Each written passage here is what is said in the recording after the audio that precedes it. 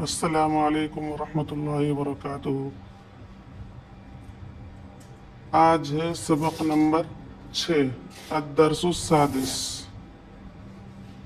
دیکھیے الولد جالس علی الکرسی،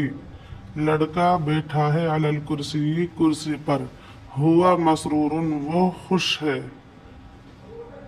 البنت جالست علی السریر، لڑکی بیٹھی ہے علی السریر چارپائی پر،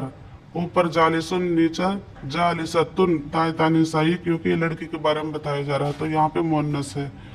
ہیا مسرورتن، اوپر ہوا مذکر کے لیے آتا ہے اور ہیا مؤنث کے لیے آتا ہے، تو یہاں پہ ہیا مؤنث کیونکہ پیچھے لڑکی کا ذکر ہے اس لیے ہیا مؤنث ہے، اور مسرورن کو نہیں، مسرورن نہیں بولے بلکہ مسرورتن، تو یہ مؤنث کے لیے آتا ہے تائے تانیث، ہیا مسرورتن وہ خوش ہے، سب میں یہی ہے اس میں۔ التلمیذ حاضر فی الفصل، طالب علم حاضر ہے درسگاہ میں، ہوا نشیط وہ چست ہے، التلمیذ حاضرۃ فی الفصل،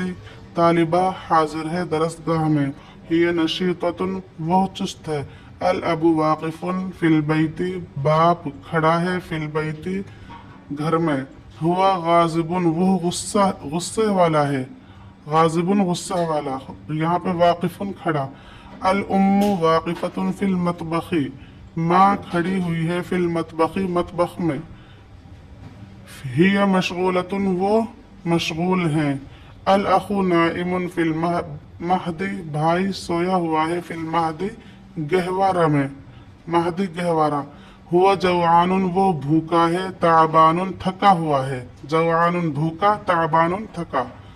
الاخت نائمۃ فی الفراش، بہن سوئی ہوئی ہے بستر میں، ہی تعبانۃ وہ بھوکی ہے، جوعانۃ ہی تعبانۃ وہ تھکی ہوئی ہے، جوعانۃ بھوکی ہے، المدرس راجع الی البیت، استاذ لوٹ رہا ہے الی البیت گھر کی طرف،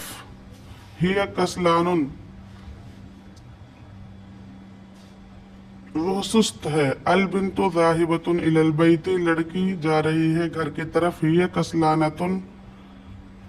وہ سست ہے، الرجل ذاہب الی المسجد، آدمی جا رہا ہے مسجد کی طرف، ہوا طاہر وہ پاک ہے، صالح نیک ہے۔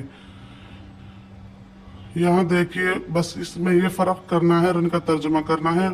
کہ کون سا مذکر ہے اور کون سا مؤنث ہے، تو مذکر کو آپ پہچان جائیں گے، تائے تانیث نہیں ہے اس پر، غاضبن اور غاضبتن، بس غاضبن مذکر ہے، غاضبتن مؤنث ہے، غاضبن مانے غصہ، طاہر پاک، نشیطن چست، کسلان سست، تعبان تھکا ہوا، مشغول مشغول، نیچے وہی ہے، بس مذکر اور مؤنث کا فرق ہے۔